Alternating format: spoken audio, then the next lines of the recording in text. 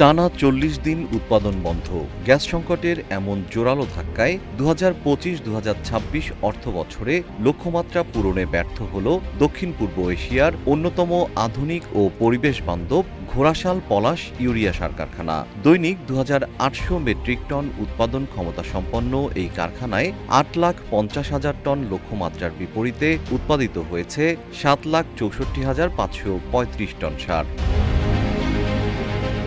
কারখানার মহাব্যবস্থাপক মোহাম্মদ ফখরুল ইসলাম জানান, নিরবিচ্ছিন্ন উৎপাদনের জন্য প্রতিদিন ৭২ মিলিয়ন ঘনফুট গ্যাস প্রয়োজন হলেও যুদ্ধের কারণে ৪ মার্চ থেকে সরবরাহ বন্ধ রয়েছে। ফলে দীর্ঘ ৪০ দিন অচল ছিল কারখানাটি। পরে গ্যাস সংযোগ ফিরলে ৯ এপ্রিল থেকে আবারও উৎপাদন শুরু হয়।